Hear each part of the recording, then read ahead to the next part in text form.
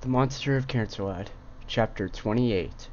I was sitting on the edge of my bed, facing the balcony and cradling my broken hand. I was exhausted from smashing the picture of Rose and I that had been sitting on my dresser. I know that shouldn't be enough to tire someone out, but what I did to this thing was, especially with only one hand. In fact, Philomena was still chewing on the remnants of the photo. She was preparing it to be cage lining, and anything that a phoenix uses as cage lining cannot ever be saved. I heard a knock at my door, but didn't respond. I didn't want to move or even make a sound. Maybe if I sat still long enough, the world would just go away. The sound of the door unlocking itself informed me otherwise. "Chris?" Celestia's voice was soft and soothing, like it always was when she spoke to me, but even more so now. "Chris, can I come in?" I said nothing. In fact, to save time, I'll tell you I didn't respond to anything. She entered the room and sat on the bed next to me. She didn't say anything for a while, but she did heal my hand. "Honey, I'm so sorry you had to go through that. No pony should have to. I only wish I could take the pain away." Celestia let out a deep sigh. "But that's one spell that I don't know." We sat there in silence for some time, the only sound being Philomena chewing. Neither of us knew what to say. I was dead to the world, and she was at a loss for how to help. After a long time of quiet, Celestia stood and started towards the door. "Don't go," I weakly begged. "I don't want to be alone." Celestia gave a pitiful smile and sat back down next to me. As soon as she did, I threw my arms around her and held on for dear life. She, in turn, wrapped her wings around me and shielded me from the world. "Shh, you're not alone. There's a lot of ponies who love you and would never do anything to hurt you." "Really? Do they really care about me? Or is it just the crown?" "Honey, don't talk like that. Rose may have been like that, but there are others who aren't." "Oh yeah?" "Yes, just look at Twilight's friends." "It was either that or face your wrath." "Okay, what about Dust Bunny and her family?" Her voice was starting to change. "I got them jobs and stopped her from being forced into something she really didn't want to do. They're just grateful." "Fine. What about Twilight and her family? They're your family." I couldn't see her eyes starting to moisten from where I was. "Twilight's the reason I'm here in Equestria. They all just feel guilty." "And what about me? Do you believe that I don't truly love you?" Tears were starting to flow from Celestia's eyes. I looked at her and could feel the hurt pouring from her heart. "Or what about Luna? Doesn't she love you? What could we have to gain from faking our love for you? If you even think about claiming it was just to have a child of my own, then just don't." Her voice was cracking from the powerful sobs. I may have been hurting before, but seeing her cry like that broke my heart. I hugged her tighter and buried my face into her fur. "I'm sorry, Mom. I couldn't get any further than that." We just stayed like that for what seemed like hours while I matted her fur with tears and she soaked my hair with hers. Eventually, I lessened my hold and she dropped one wing. When that wing folded up, it brushed across my hand. I felt a secondary feather that was out of place and, out of habit, plucked it. Celestia winced and then relaxed. "You always were very good at preening my feathers." Again, I didn't say anything, though I did grin and even chuckle a little. Instead, I just studied the feather. I twirled it in my fingers, looked at it closely, and even smelled it. Like every other feather I've ever preened from her, it was brilliant, impossibly soft, and smelled a little like cake frosting. In a nutshell, it was just like my mother. Celestia was watching me absent-mindedly studying her feather. I could hear her using her magic.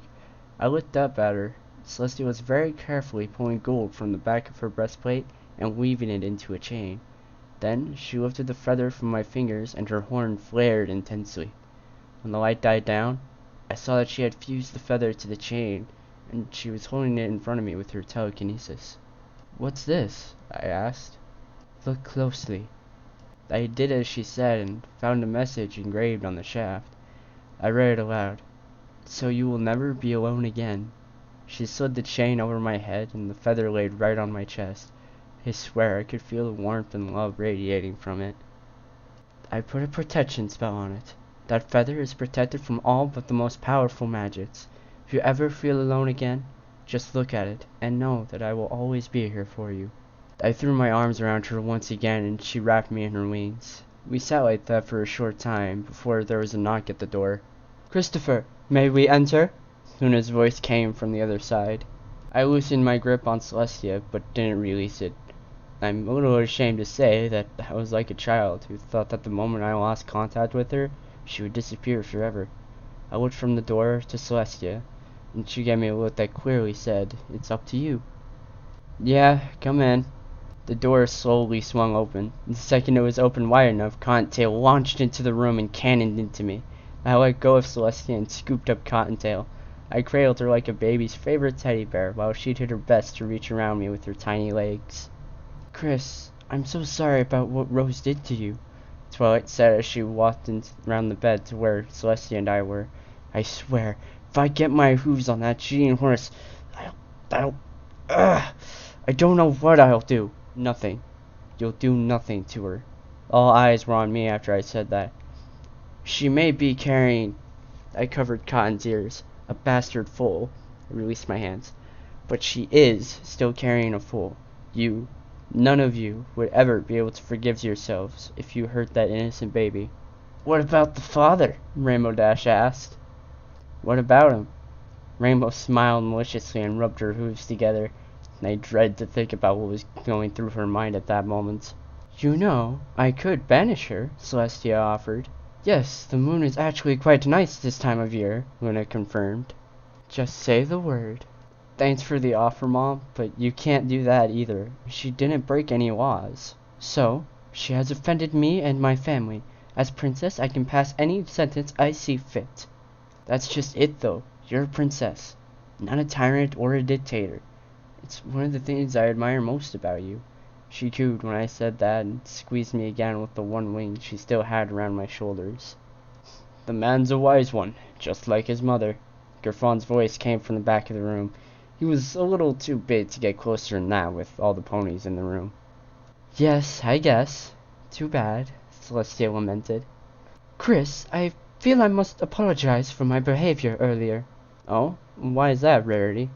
"Well, when Rose said that she was pregnant and you stormed out, I thought you a brute. For a moment I feared that you were the type of stallion who would abandon a mare in her moment of need to suit his own needs. Please, forgive me." Yeah, me too," Applejack added. "Sorry about that." "Seriously? I thought you all knew me better than that." Rainbow Dash, Applejack, and Rarity all hung their heads in shame. "Luckily, I value your friendship far more than I do my own pride. You are all forgiven." There was a huge sigh released from each of them. "Hey, what's this?" I looked down to see Cottontail batting at the feather hanging around my neck. "It's beautiful, isn't it? Mom gave me that to make sure I know that I'm never alone." I held it up so every pony in the room could see. Celestia smiled with glee over how much I enjoyed her gift. All the mares admired the trinket in my hands. But Luna seemed to be a little anxious. "Christopher, would it be alright if I, added my own feather and chain?" "I guess it's okay, Mom." Celestia simply smiled and nodded. "Alright then." I pulled the necklace over my head and held it out. "Go ahead." Luna smiled and plucked a secondary of her own and some metal from her breastplate, and, with a little effort, she copied Celestia's protection spell and wove her own chain through her sister's. What surprised me, though, was that Twilight had also put the feather, protected it, and fused it with metal right next to Celestia's and Luna's. When it was returned to me, I read the inscriptions. Luna said, "We are always here with you," and Twilight simply read, "Always." I slid it back over my head, and Cotton proceeded to bat at it some more. Thank you all so much." By the time they all left to either return home, Cottontail had to be levitated out of the room, or go to their guest rooms, I was feeling better. Better, but not great. In fact, Celestia had then decided to spend the night with me. I know it's kind of sad, but I was really happy she did. It allowed me to feel like there might be hope for me after all. I don't think I could have gotten any sleep otherwise. Weird. This isn't a typical equestrian home. I looked around and it became clear to me. This is my home on Earth. Oh, how cute. I spun around to see the speaker and found a woman I'd never seen before. She was tall, tan, stunning, and swooning over a young boy getting ready for Halloween. I realized that the young boy was me. I was struggling to find the eye holes on my new ghost costume before I put it on. "Mommy, I need your help." This strange woman in her white sundress reached out to help, but her hands passed right through me. I could hear her moan in frustration and disappointment. I realized that had to mean she wasn't a part of the scene I was watching, but was watching it with me. Hello? Who are you?" She turned and looked right at me. I recognized something about her. Her eyes. Those kind and caring magenta eyes. It was Celestia, though I should have guessed from the pink hair. "Mom?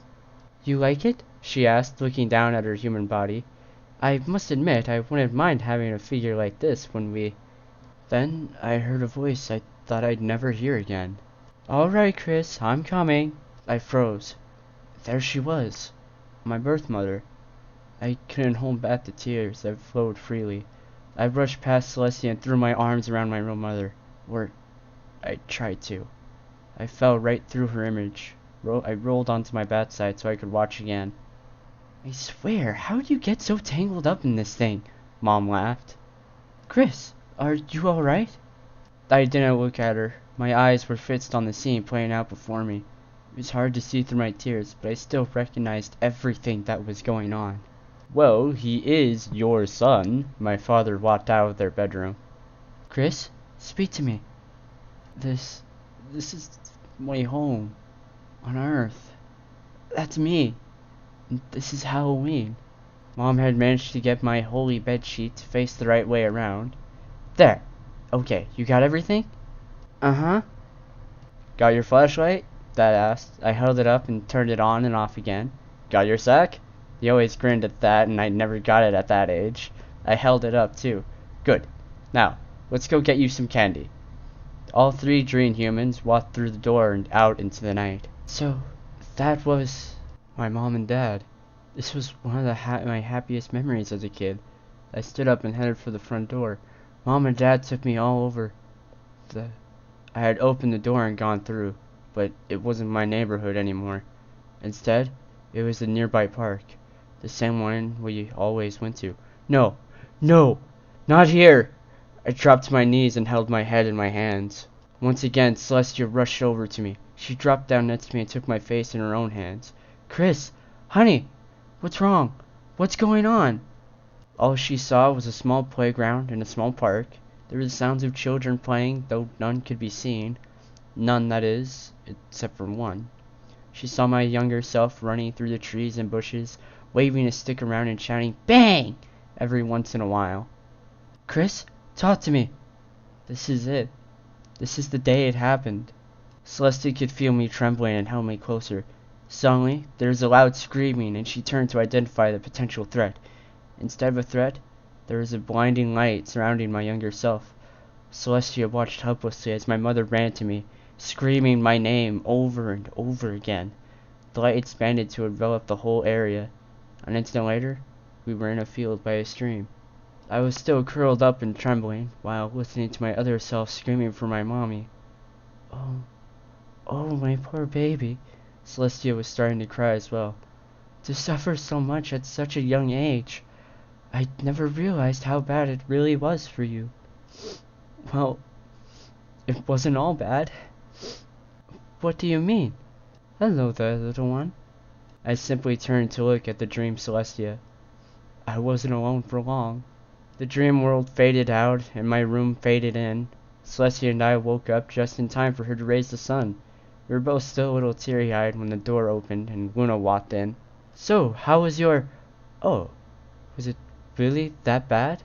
"Yes, sister, but it could also have been much worse. Right?" I nodded. I'm just glad to have found a great family. I hefted the feathers hanging from around my neck. Very glad. And so, the healing slowly began.